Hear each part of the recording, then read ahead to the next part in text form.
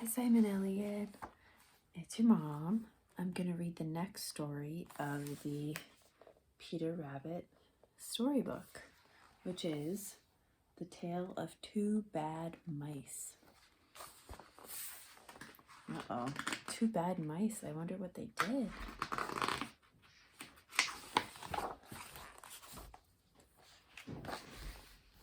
Once upon a time, there was a very beautiful doll's house. It was red brick with white windows, and it had real muslin curtains and a front door and a chimney. It belonged to two dolls called Lucinda and Jane. At least it belonged to Lucinda, but she never ordered meals. Jane was the cook, but she never did any cooking because the dinner had been bought ready-made in a box full of shavings.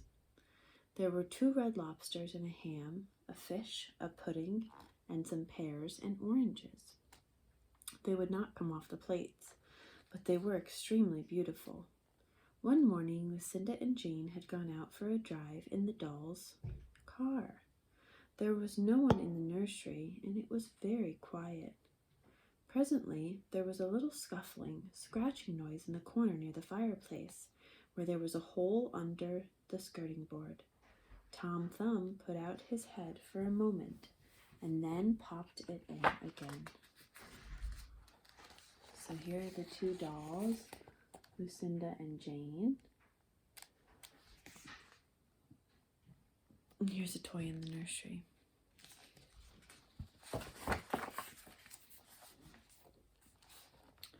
Tom Thumb was a mouse. A minute afterwards, Hunca Munca, his wife, put her head out too, and when she saw that there was no one in the nursery, she ventured out on the oilcloth under the coal box. The doll's house stood at the other side of the fireplace. Tom Thumb and Hunca Munca went cautiously across the hearthrug. They pushed the front door. It was not fast. Tom Thumb and Hunca Munca went upstairs and peeped into the dining room. Then they squeaked with joy. Such a lovely dinner was laid out upon the table. There were tin spoons and lead knives and forks and 2 dolly chairs, all so convenient.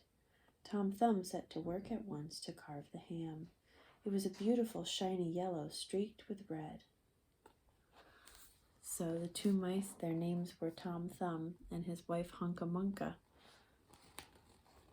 And this was the nursery. So the nursery was quiet, and no one was in there, and that's when the mice came out. And they found the beautiful dollhouse, and they went inside to find the beautiful feast. I wonder what the mice are going to do with the beautiful feast.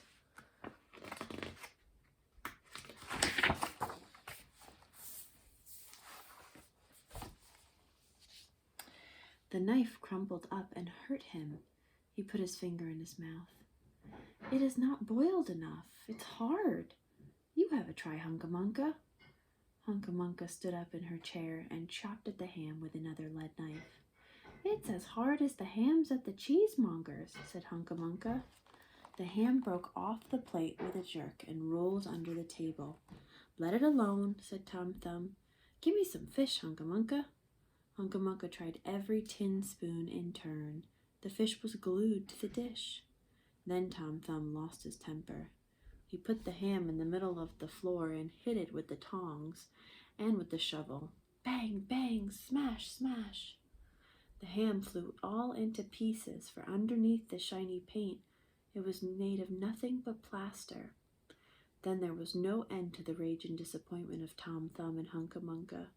They broke up the pudding, the lobsters, the pears, and the oranges. As the fish would not come off the plate, they put it into the red-hot, crinkly paper fire in the kitchen. But it would not burn either. Tom Thumb went up the kitchen chimney and looked out at the top. There was no soot. So the mice went to go eat this meal, but couldn't.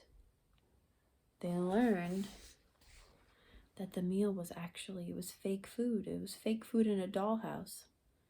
And they got angry. And when they got angry, they started breaking the food, hitting it on the ground, and having it shatter to pieces. And they even tried to burn the food in the fireplace in the dollhouse, but the fireplace was fake too.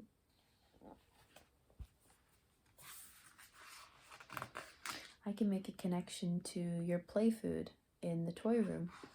That's not real food, we pretend with it, right? But can you imagine if a mouse went to go try to eat your fake cheese in the playroom? Maybe the mouse would be angry too. While Tom Thumb was up the chimney, Hunca Munca had another disappointment. She found some tiny canisters upon the dresser labeled rice, coffee. But when she turned them upside down, there was nothing inside except red and blue beads. Then those mice set to work to do all the mischief they could. Especially Tom Thumb. He took Jane's clothes out of the chest of drawers in her bedroom and threw them out of the top floor window. But Hunca Munca had a frugal mind. After pulling half the feathers out of Lucinda's bolster, she remembered that she herself was in a want of a feather bed. So they were feeling so frustrated that they started throwing these things out of the dollhouse window. But they decided to take the feathers, so they had a feather-stuffed bed.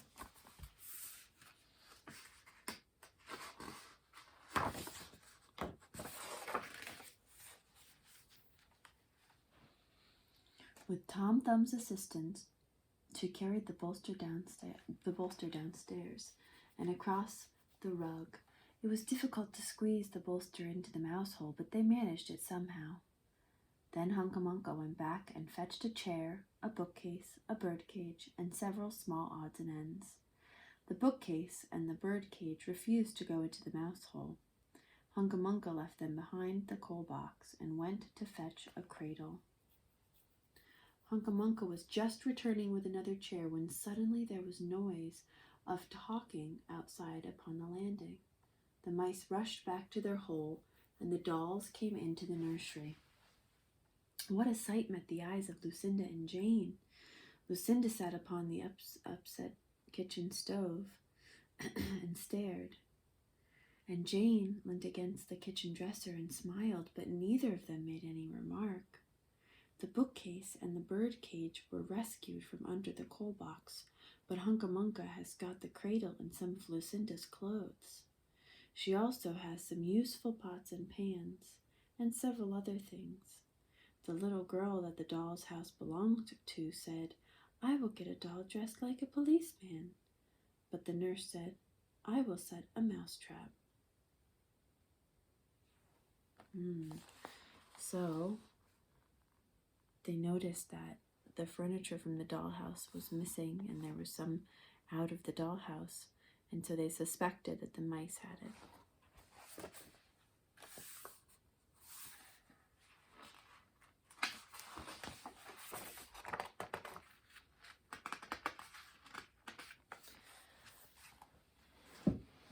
The little girl that owned the dollhouse, her toys, she said, "I'm going to go get a policeman doll," maybe to try to solve the mystery of the moved furniture and try to catch the mice. But they call it a nurse, but it's like a nanny or a babysitter.